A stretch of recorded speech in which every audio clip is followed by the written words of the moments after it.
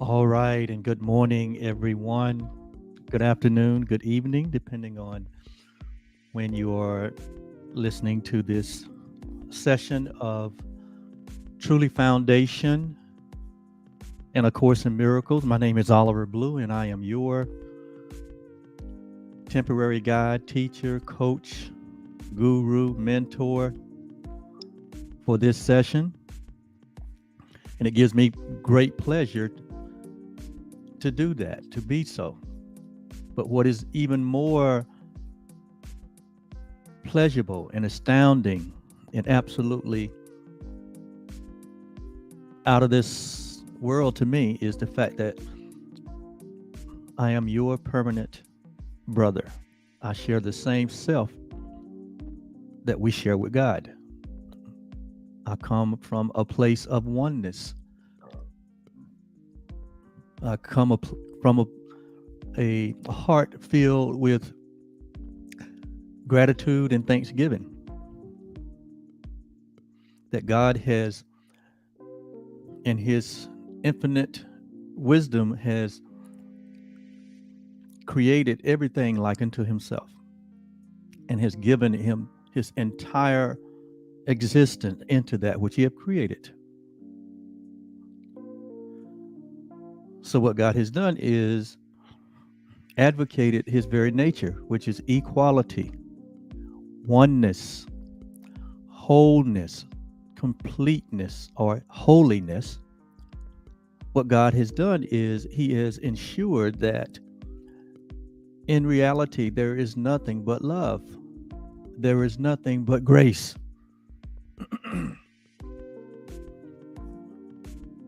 God has become His own guarantee, or her own guarantee, or its own guarantee. Remember here, we don't advocate for gender, but we come from a place of genderless. We don't advocate for bodies. We come from a place of bodilessness. We don't advocate for any particular religion. We come from a place of truth. We don't advocate for anything other than that oneness that we all share, the reality that we are not separate, but we share the same existence, and that is that God is existence. And we recognize here that God is, and there is nothing else, and that it is only the purpose or the will of God that shall prevail. God in and of itself is the guarantee of that. And that's why we're grateful this morning, knowing that all humanity will eventually come to the awakening of these truths and embrace the reality of their true identity as the same self that God is. And that is wonderful news. And that is real good news. And that we remain as we were created before time and space, before there was any world, before there was any form.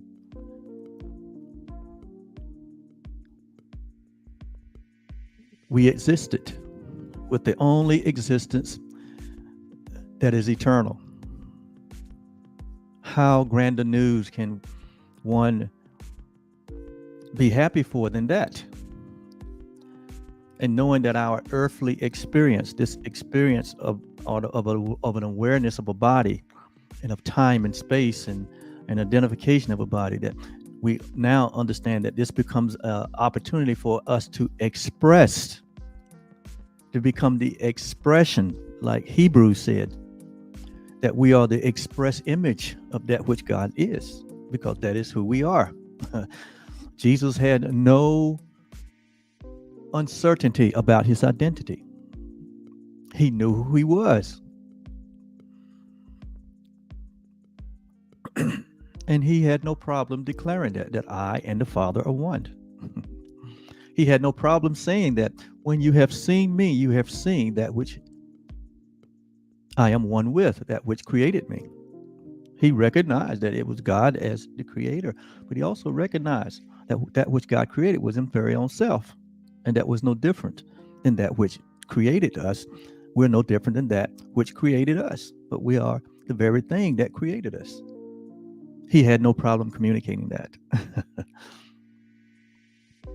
He had no problem embracing the reality of his equality with his Father. He said over in the biblications through Paul in Philippians 2:5, he said, "Let this mind be in you. Let this thinking be in you. Let this reality be in you. That was also in me." So Jesus said, I'm your example. I'm the example of what true oneness looks like, how it thinks, how it loves, how it lives, how it communes, the way it perceives. He said, I'm that example. He said, so let this example that was in me be in you. Let this mind that was in me be in you. He said, and what was in me was I understood my oneness with my Father. And so I didn't think I was taking anything away from God, saying that I have equality with God. Jesus didn't have a problem with that. We still are grappling with, how can this be so? That's because we're still feeling the effect of our belief in separation. We're still feeling the effect of believing that we're bodies. We're still feeling the effect of believing that this world is real. We're still feeling the effect of falling asleep collectively and being drawn away to go on a prodigal journey in a dream of separation. And only to find out what? That in the dream, that even falling asleep in the dream, the memory of God went in that dream with us. And that memory is what has the power to wake us up gently, to remind us of the truth that is true always. That we have not undone what God did. It's impossible. That we have not violated anything, because the law of God can't be violated. The law of God is impregnable. God needs no defense. God has no enemies. All these ideas we created in our own mind while in a sleeping state, believing that we were this individuated self on an island on our own, looking at all these other individuated selves outside of us. So all this message back to us that we indeed was able to break the God code and separate from our Creator. That only happens in dreams. That only happens in fairy tale stories. It only happens in fantasies, vain imaginings, as the Course says. That only happens as we fantasize and create or make up a false self. We try to make something that we're not. All the time, reality remains intact. All the time, heaven remains intact. All the time, God remains intact. All the time, love remains intact. We have not affected reality, not one iota, in our disbelief. We have not. We have only gone on a journey, traveled to a far country, only to find that it's not real grass, but it was artificial turf. That's kind of what the prodigal son. That was that story of the prodigal son, because it's just a story. The creation story with Adam and Eve, it's just a story, just a metaphor, just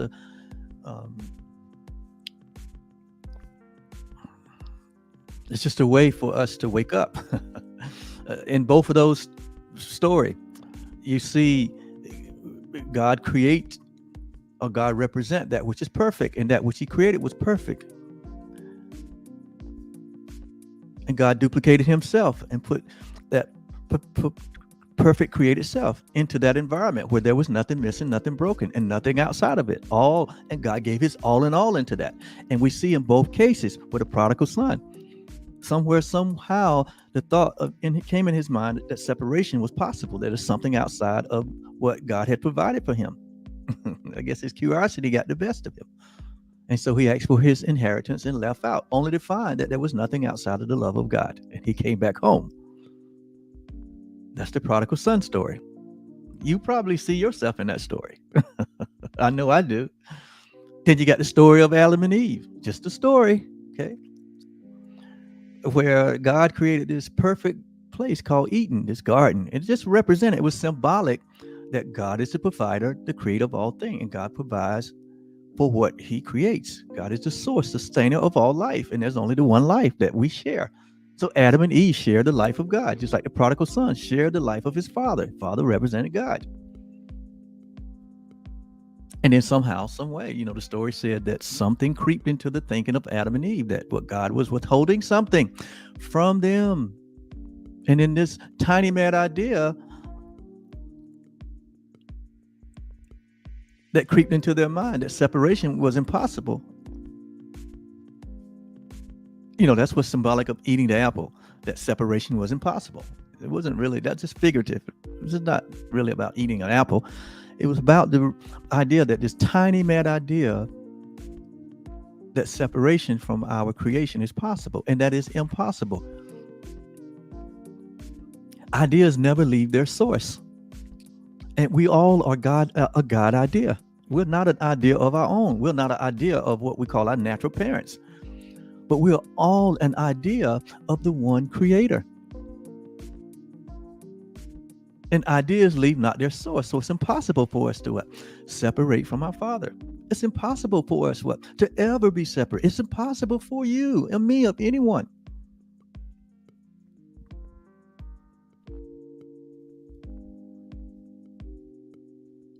To undo what was done in creation. And what was done in creation? We were given absolutely everything. And I'm not talking about everything in form. I'm talking about we was given everything. All the potentiality, all the eternalness, all the happiness, the joy and the peace, all the adventure. We were given everything in our creation. And our creation didn't take place when there was a birth given to a name and you called it you. No, that was not creation. Creation happened.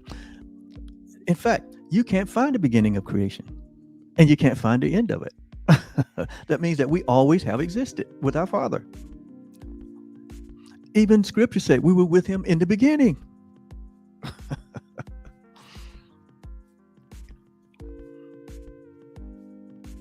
And so now we find ourselves here in 2022 in this world as we observe what's happening in the world. And there's this grand awakening that is on the horizon. And you are part of that. Everyone is a part of that. And this grand arising doesn't exclude anyone. It's just a simple awakening. It's just that simple. Where the prodigal son is returning home. Where the original story of Adam and Eve returning home. And now is your time and my time, to return to the heart of God where we have never left, because we were only dreaming of separation.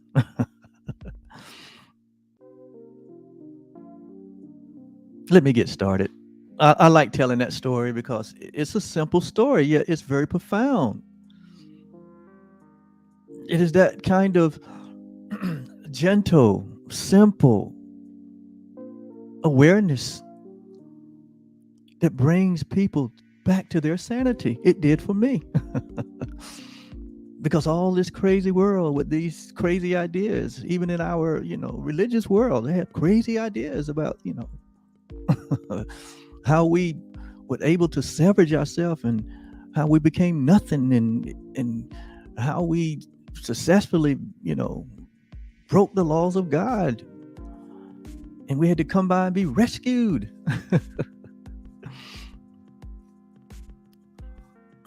And now we feel so inferior.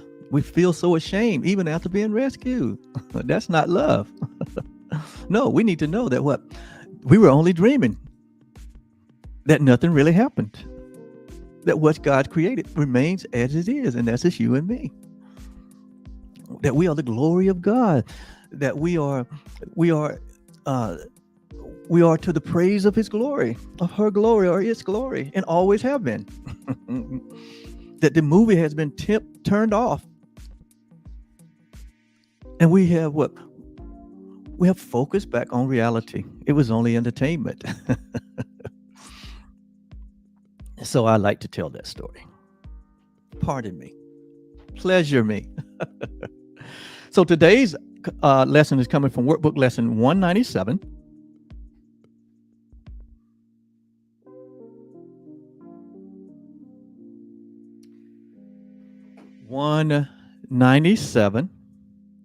And today's idea is almost another step from the idea that we talked about on yesterday.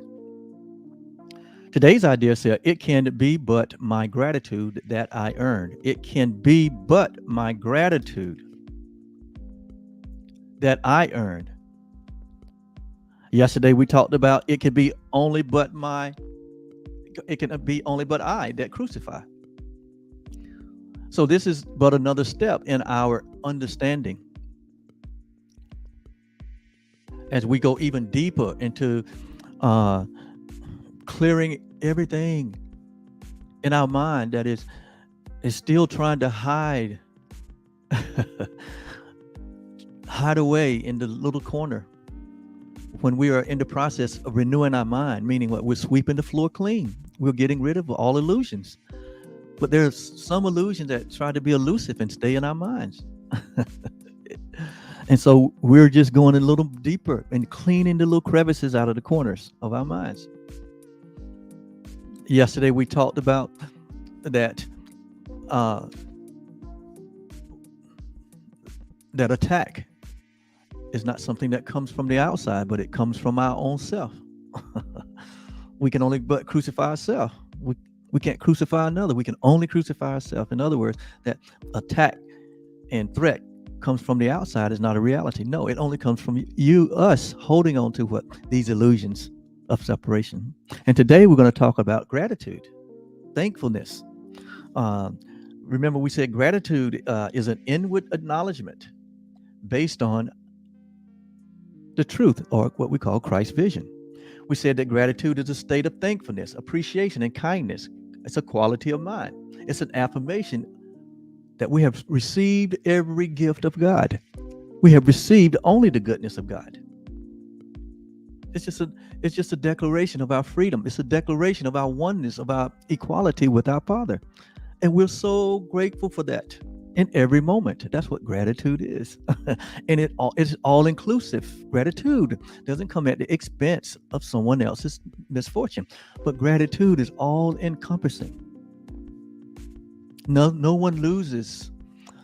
There is no inequality in gratitude, in true gratitude. But it includes everyone. And we're grateful for everyone. What? Because there's only the one.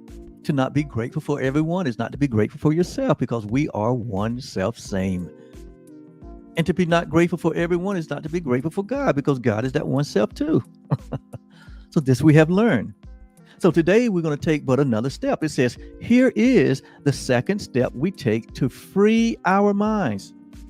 This is what this 365 days is all about, that we are going through these workbook lessons. It is about freedom, about your freedom, my freedom. Because there's a sense that we're not free. There's a sense that we're still in prison. There's a sense of limitation. There is a sense that the love has waned, or that the love is evasive, that the love is not present. I don't feel, my perceptions are, my ideas, my thoughts, they're not loving. And we have hid ourselves in this maze of what we call ego thinking. And now we're tearing down the maze so we can see clearly that all the illusions are gone. You can't see clearly until all the illusions are gone. The song say, I can see clearly now, the rain has gone. we can't really see ourselves. We can't really see the oneness that we share with our brother and with God until all of the illusions that we have held in our minds have dissipated. And so this whole process that we're going through of not being conformed by the illusions or conformed by this world, but we're being transformed by the renewing of our minds. In other words, allowing the mind to release itself of the fears of separation and finally embrace the reality that the mind in and of itself is a part of this oneness that we share, and it can come on back home. And so it's a process that we're going through. The process is not an indication that it's not so now, because it is still so. The process is an indication that the awakening process is an ongoing It's an ongoing renewal that is taking place. The Bible calls it going from glory to glory. Glory to glory means going from clarity to more clarity, to more clarity, to more understanding. That's what's happening to us.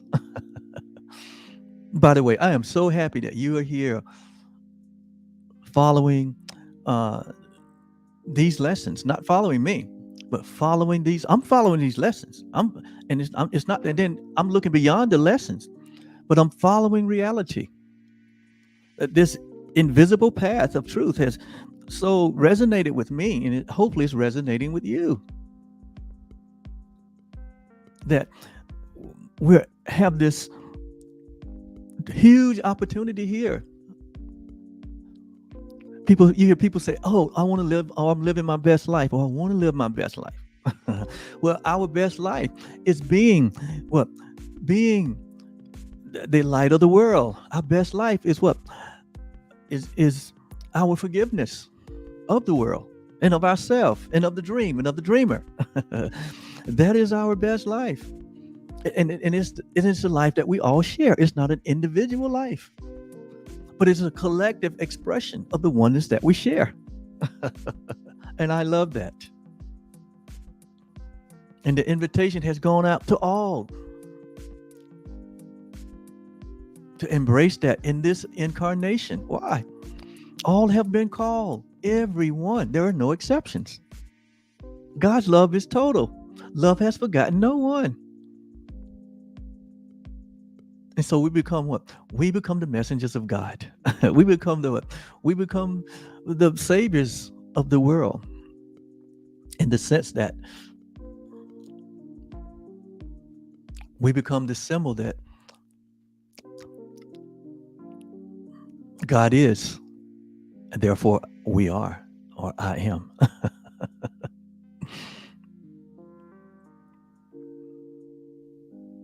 And so here's the second step that we take to free our minds from the belief in outside force, in outside force pitted against your own.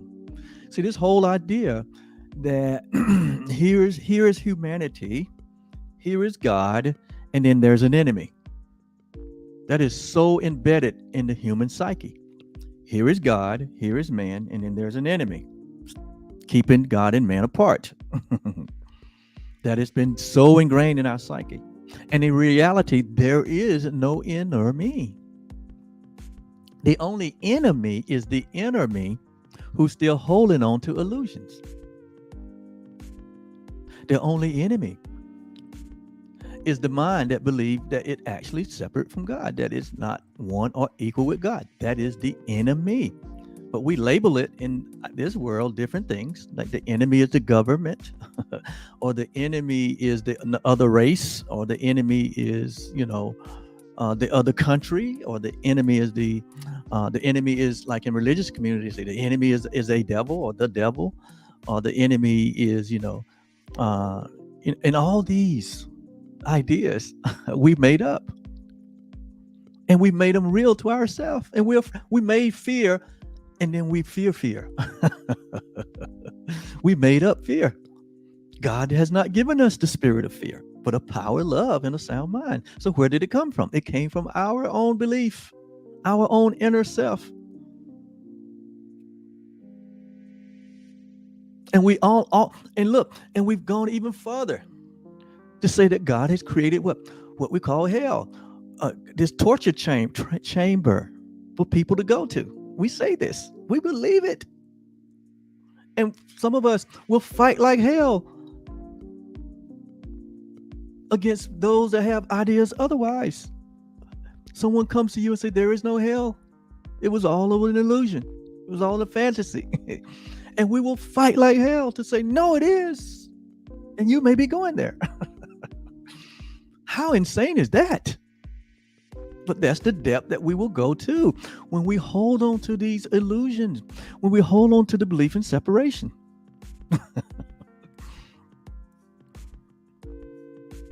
And all of it is but a self-made prison that we put ourselves in. But the prison doors have been swung wide open. We're in the dispensation where that which seems to be a mystery that was hell now is what? It has been made manifest. That nothing has changed. That sin is not real. That hell is not real. That who you are is the very self that God is, and you share that self along with everyone else. That oneness is what prevails. And there are others that will stand up and fight for no, we're separate. We're individual. We're black. We're white. We're Republicans. We're Democrats. We're this. We're that. We're for this league. We're for that. I mean, on every level, there's infighting and division in every arena, in sports, arts, science, religion, politics. It's on full display. And you might be asking, how can we ever see the light of day of peace? Look at what's happening. That must be real. No, it's not real. Meaning that it's not eternal. It has an end date. It has an expiration date. Just like we believe that the body is real. No, it has an expiration date. We believe that the body is who we are. No, it has an expiration date. That's not who you are, because you can't expire. How can eternity expire? It's impossible. And so all this happens in our minds where we pit this outside force. There's something outside of us that is greater than we are. And there's nothing outside of you that's greater than you are. It was all a lie. Jesus proved that. And Jesus once and for all settled the fact that who he was. He took 40 days out of his life. He said, look, I'm tired of this voice. I'm tired of this, I'm tired of my mind trying to play tricks on me. And so he took himself, he pulled himself into the wilderness for 40 days and 40 nights. He wasn't led there by no one but himself. It was a decision he made. I'm going to once and for all settle this thing. And so he went apart for 40 days and 40 nights. And he talked to himself. There was no voice outside of him. There was no temptation outside of him. It was coming from within him. It was the residual effect of thousands of years of the idea that we were these bodies, that we were separate from God. And Jesus had to make, he had to make that own decision for himself. So he took himself apart. And he came to the conclusion that no, God is my Father. God and I are one. I am not separate. This body is not who I am. And I'm going to use the rest of my life to share this love with all humanity, which is what he did. And in the sharing of the truth, in the sharing of the life and the reality, the world, who was afraid of the light, who was afraid of their own truth, sought to destroy him. And so he had this experience of crucifixion, they were thinking they were destroying him. But he was not a body.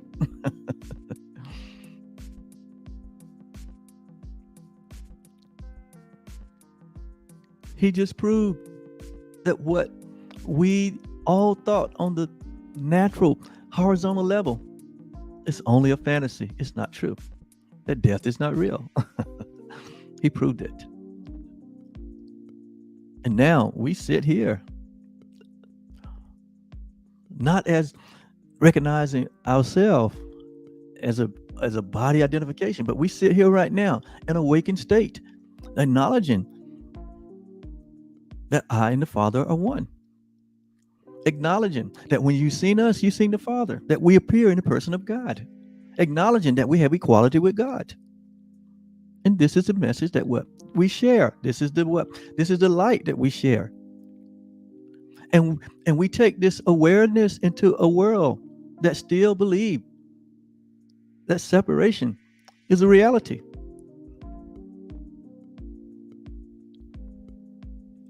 And we offer this gift. Or we make aware of the gift that's already present in all of us. Just like our elder brother showed us. Not by browbeating people, not by any religious mean, but just by the love that he shared. And so our life becomes just like our elder brother, the love that we share. We hold no grievances. We hold no, there is no difference.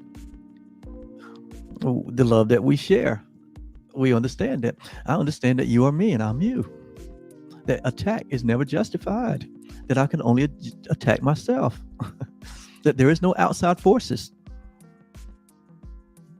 that stand between me and God.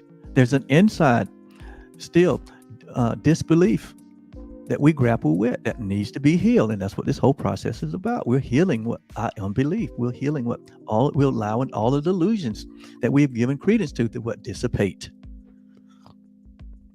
So we can not live our best life, but we demonstrate that it's only the one life that we all share. And that's such a glorious expression of love. So there is nothing pitted against you. If you're still holding that thought, there's nothing pitted against you. There's no outside force that can force you, can change you. It's all an illusion. It's all a myth. Examine it for yourself. You'll find out.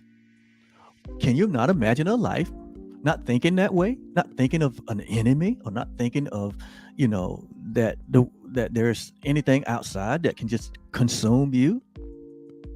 Can you imagine having a life not having to have those thoughts, but understanding that you're one with everything and everyone? What would that feel like? What would that look like? Is that the peace that we desire? Can you imagine living in a world where the politics is based on this idea, the politics of love? Can you imagine living in a world where there's only one idea of our divinity, of our sacredness, is that we're all one, and there was no other multiplicities of ideas surrounding who we are? Can you imagine living in a world where there's a community, or business community, or arts or science, where only the thoughts of God are the foundation for which we commune? Because these are the only realities that are true. Can you imagine a world like that? Of course you can. In fact, you represent that world or that kingdom when you wake up to the truth. That is the only reality there is. It's not something in the future that you're going to experience. No. The presence of God is now. The presence of God is everywhere. The kingdom of God, like Jesus said, is you and me. That's what he means. He says, not out there to be observed here or there. No, the kingdom of God is you. Meaning that you represent everything that is reality when you wake up. And so we make attempts at kindness and at forgiveness. So we extend this love that we share. We extend this love that we are. We make attempts at kindness and forgiveness. Yet we turn them. It says, yet we turn them to attack again.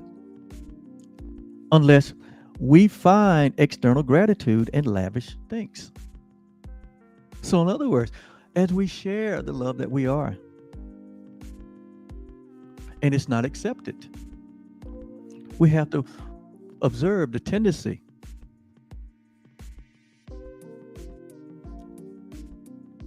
to turn that rejection into what? An attack on ourselves or on someone else. It says, your gifts must be received with honor, lest they be withdrawn. If we withdraw the love, the kindness that we share in this knowing with others, and it's not accepted, if rejected, and that's going to happen, that is not the place of what? Withdrawing that gift that you're offering to others. You know how it is. If we don't feel like we're getting the honor due to us for the love that we're sharing, then sometimes we'll pull that love back. And God is saying, we want to examine that. We want you to be aware of that. He says, your gifts must be received with honor, lest they be withdrawn. He said, and so you think God's gifts are loans at best.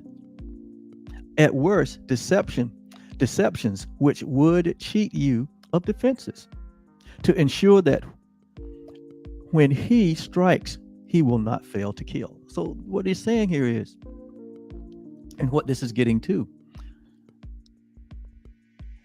is that there is no outside. There's nothing outside that has to outside of you that has to embrace or affirm the gifts that has been given all of us. That only needs to come from you.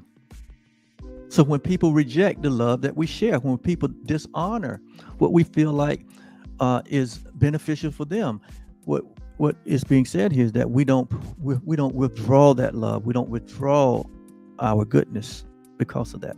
Because remember, only a person that don't know who they are will not embrace or not be grateful what has been deposited in them. Only a person that's still asleep. So we don't withdraw. We are here for the sleep and the unaware and the unawakened. Because that is only ourselves. When we were in a state of sleep, we're only looking at ourselves when we were in a state of sleep. So how easily are God and guilt confused by those who know not what their thoughts could do or can do.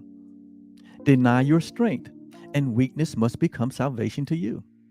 See yourself as bound, and bars must become salvation to you. See yourself as bound, and bars become your home. Notice now it says, see yourself. So how are you seeing yourself? What is your self-perception? Do you see yourself as one with God? Do you see yourself as love only? Do you see yourself as part of this one self, this one shared being? Or do you see yourself as an individuated self with all these other selves outside of you? Because in that view, we see that's the view that creates the idea of enemies or something that is pitted against me. It's all in our perception. That's why here the Course says, what is forgiveness? Or it says, what is a miracle? It is just a shift in our perception. Because it's our perception that is creating the fear, creating the enemy, creating these vain imaginings. And our perception is coming from our believing in separation. Or our perception is coming from our knowing that there is only oneness.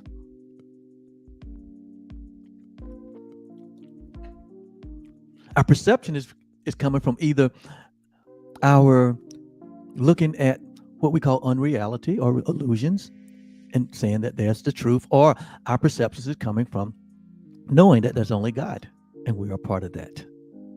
We are one with that. That's what creates our perception. So there's two thought systems that arise out of those ideas. Either we are eternally one with God, or there's separation.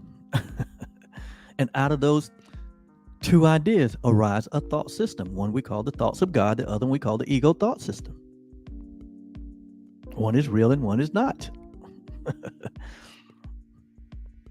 And so we have to make a choice. But there's only really one choice, because if one is unreal, that's not really a choice. It wouldn't be insane to choose for unreality. I mean, in the normal sense. But we all chose for it. We all chose for it. You couldn't be here if you didn't choose for that. But we only chose for it, only to what? Wake up from it. To realize, like the prodigal son, he came to himself. So you are here to come to yourself, to once and for all, like Jesus. In 40 days, he went away to finally settle things. Well, we have come here to this place called earth, called this world of duality, to once and for all settle the reality that there is only the one. And that is the purpose. That is your sole purpose. That is the idea. That is what we're searching for. And the search is over. And so when we think in terms of we made a choice for that which is unreal, it says we give up strength for weakness. It says that we see ourselves bound in bars that become our home. We see ourselves separated from each other. It says, nor will we leave the prison house or claim our strength until guilt and salvation are not seen as one and the same. Until we see that the idea of us accomplishing something that's impossible and feeling guilty about it is impossible. Until we see that is impossible, it cannot happen. In other words, seeing that guilt and salvation are the one and the same. Because when you see that it's impossible, you embrace the possible, or the only thing that is reality, and that is salvation. That God guarantees that you will wake up to the reality of who you are.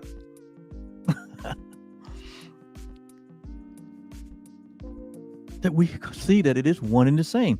And freedom and salvation are perceived as joined. Your freedom is in you coming to know who you are and accepting that as the only reality there is. Your freedom is coming to you embracing the reality of your innocence. Complete innocence. All the guilt, all the shame, all that which has held you imprisoned by a belief that you have done something wrong, that is something wrong with you. We're looking at the body. There is nothing wrong with who you really are. Your DNA is perfect.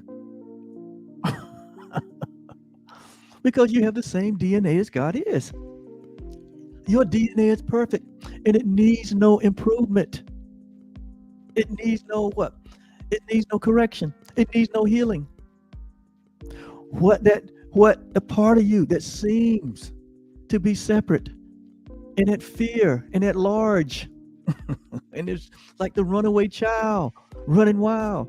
That part of you that is searching for something to bring peace and comfort, to bring significance.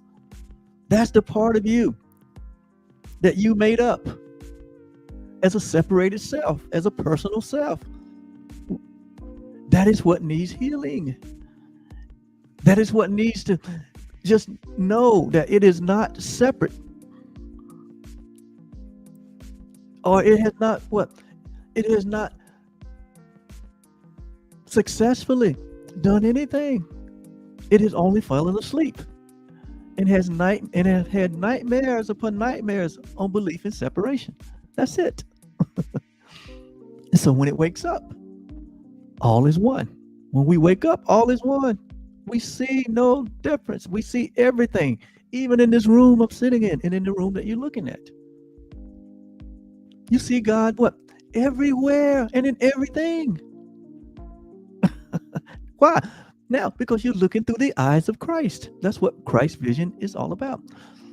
A Christ consciousness, of Christ awareness, or all these terms that are the universal terms that are being used now, that are not traditional terms. But these universal terms, which indicate an inclusion and inclusiveness and not specialness, are being used and heralded. That no, we're one. People are waking up to the oneness that they are. You see people cross mingling now all kind of ways. They're just seeing each other as loving people, loving one another. But we live in a society, in a world that say, well, it can't be that way. No, you got to stay special over here. You got to stay divided over here. You got to stay segregated over here. You can't do this. We can't be crossing things up because we're different. No, we're not different. We're the same.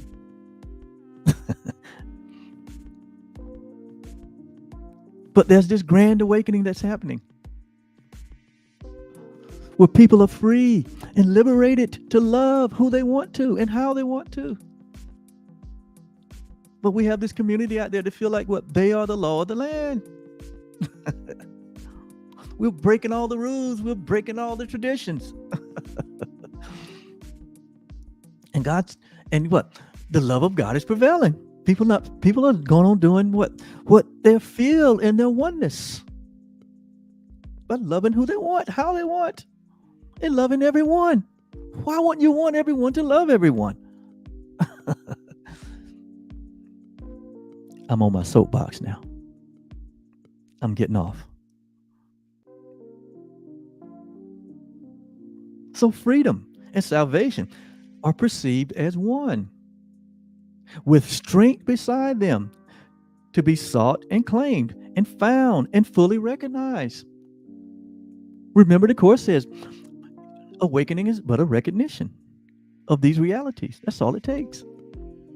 The world must thank you. Notice now, it says the world must thank you when you offer it relief or release from your illusions. When I wake up from the illusion of separation to the reality of oneness, it says the world must thank you. It says, yet your thanks belong to you as well. You thank yourself. It says, for its release can only mirror yours. The world, when I let the world go free, because I see no sin, I see no guilt, I see only the oneness of God, I also see it in myself. I can't see it out there unless I see it in myself first. I can't let everything go until I let everything go into myself first. I can't fully forgive until I forgive myself first. Forgive myself for believing in the illusion of separation and holding myself in prison, believing in sin and guilt and fear. Once I free myself, now I'm free to free the world. You are free because I am. See the oneness in that? God is a genius, and so are you. There's a genius, and it's you. And we're here to help let the genius out of the imprisonment that we have put him in, or her, or it in. Oh, there's really a genius in you. Oh, there is such a you that has been waiting, that has been very patient and waiting to be released and unleashed in its fullness. And it is happening now. It's happening in my life. It's happening in your life. Where is fear now? When that happens, there is no fear. Where's the enemy when there's happened? There is no enemy. Where's hell when that happened? What hell? All it was in dreams and illusions that we made up.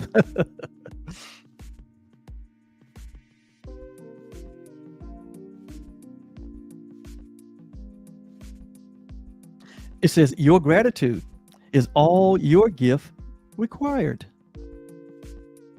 All is required of you is to be grateful for the gifts that God gave you. You don't need external. You don't need external approval. You don't need the gratitude to come from anywhere but from you. That's all required. So we don't have any expectation.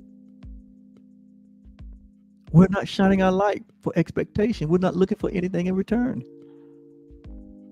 Why? Because we're grateful in and of ourselves. And so then we don't withdraw the love that we share because of lack of response or honor. There's an honor. I talked about this earlier. There's an honor that comes from men. And Jesus talked about it. And then there's an honor that comes from God only. And the honor that comes from God only is the fact that you embrace the reality of all God shared with you in his creation, which is everything. And that's the honor that comes from God only. It comes from the one self that we share. And only the self is required to share that gratitude between creator and creator, between creator and creation, between the Father and the Son. That is what happens.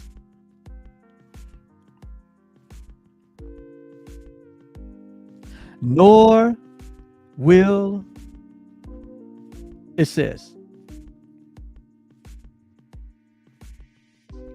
your gratitude is all your gifts require, that they be a lasting offering of a thankful heart, released from hell forever. It is this you would undo by taking back your gifts, because they were not honored. This is what we would do when we withhold our love or take back a gift because we're not getting outside honor. It says, it is you who honor them and give them fitting thanks, for it is you who have received the gifts. We have received every gift from God, all of us. And for that we give thanks.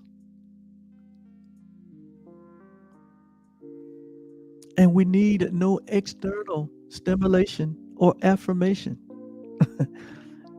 The gratitude comes from you.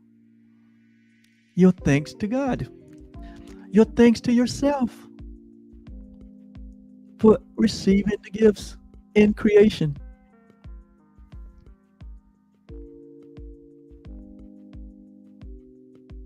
For it is you who have received the gifts. See? It does not matter if another thinks your gifts are unworthy. In his mind, there is a part that joins with yours in thanking you. It does not matter if your gifts seem lost and ineffectual.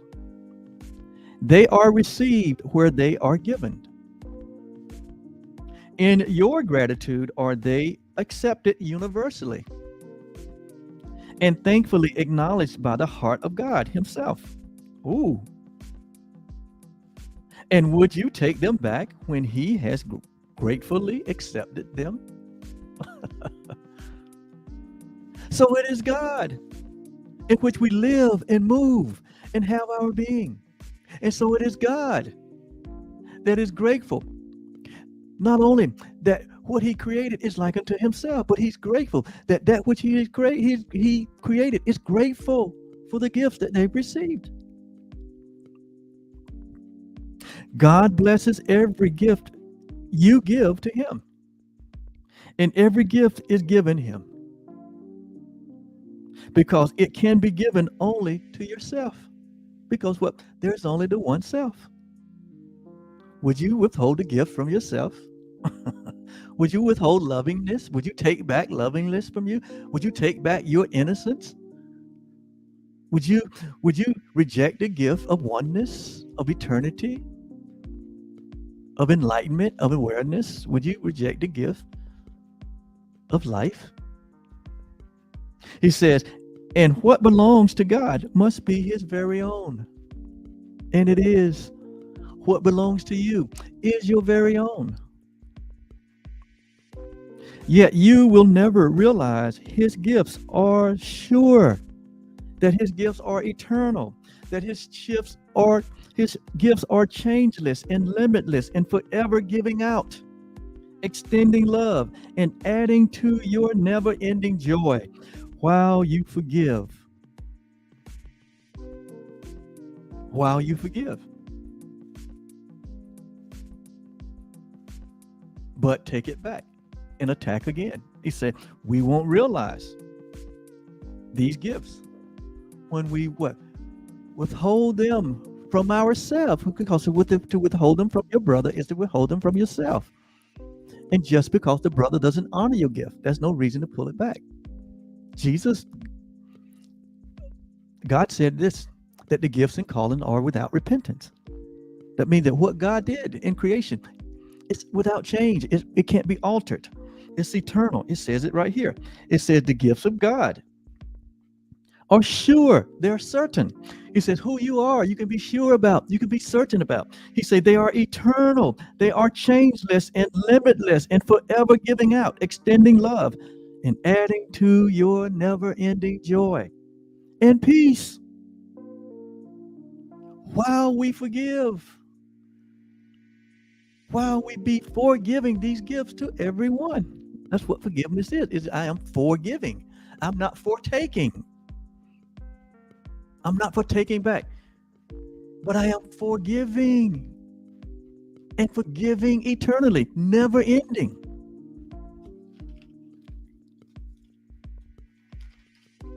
And so, withdraw the gifts you gave, and you will think that what is given you has been withdrawn.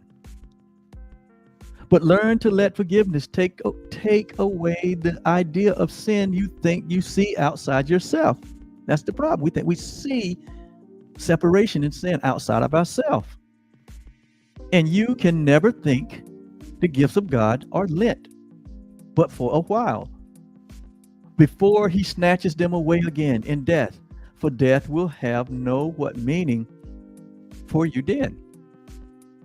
So anytime we allow our minds to slip over into the thought system of the ego of separation and see separation outside of us, we have the tendency to forget who we are and get into this and play the game of sin consciousness, guilt, and fear. Giving and taking, withholding. Now, we say that when that happens, we just became afraid of love in that moment. We forgot who we were. And with the end of this belief is fear forever over. Thank yourself for this. For God is grateful only unto God. Or that we are, it says, for he is grateful only to God. And he gives thanks for you unto himself. God realized our oneness with him. And so he's thanking us for the gift that we've received and that we're giving. And we're to thank God for the gift that we received and we were giving. It says, to everyone who lives with Christ. Oh, and Christ represents all of us, the oneness that we share. Everyone who lives with this reality of oneness yet come. For everyone must live and move in God. Must. His being is his Father. His being in his Father is secure. Our security is in God. It says, because their will is one. Their gratitude to all they have created has no end. For gratitude remains a what? It remains a part of love. Thanks be to you, the Holy Son of God. For as you were created, you contain all things within yourself, and you are still as God created you. You are still as God created you, with every guilt, with every gift and every thought of God. That is who you are. It says, nor can you dim your light, nor can you dim the light of your perfection. We are the light of the world. It is not to be dimmed. And it's dimmed when we get weak And we fall into what? The messages that the world send back to us, that what? No, separation is real. We get weak and we let our light go dim. But no, Jesus said, you're the light of the world. You put it up on a candlestick so all can see. You only represent love. You only represent oneness. You only represent reality. That's when the light is bright. It says, we don't dim our perfection. It says, in your heart, the heart of God is laid. He holds you dear because you are himself. God acknowledges that you and he are one. We're equal. All gratitude belongs to you because of what you are. It's what God did in creation. That's the gratitude. Not what necessarily what we do, what we are. That is why gratitude belongs to us, because of what God did to us in creation. Give thanks as you receive it. It says, be you free of all ingratitude to anyone who makes yourself complete. We all make ourselves complete. There's no exclusion. There's no exception. If one is not saved, then none is. God is all encompassing. If one is not a part of God's family, none is. If we don't all remain as God created us, then none is. Even God.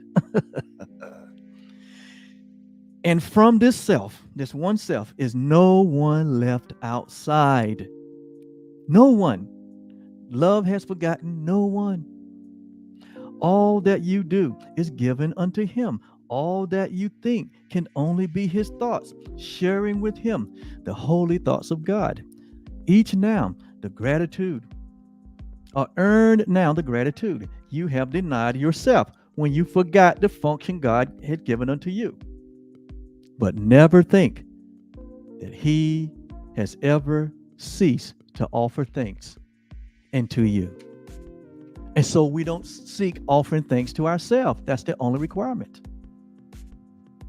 It can be but my gratitude that I earned. And I earned it by embracing and accepting the gift of who I am. And so I offer that to you. I'm only offering to what is already real about you and about me. I am one with you. You are one with me. We are one with God. And in that oneness, we share this one life. We move and we share our beingness in this oneness. And that's the greatest gift of all. Well, that's the lesson, 197. I can be but my gratitude that I have earned as a gift from God. And we all have the gift. I love you so much. This is Truly Foundation, sponsoring these workbook lessons out of A Course in Miracle and teaching spirituality so that humanity can come to know themselves. Thank you so much. We'll be back tomorrow with workbook lesson 198 out of A Course in Miracles. You are the miracle. You are the light of the world. Do not dim your light, but let the light shine, that others may see who they really are in you, in the oneness that you share. Bye-bye.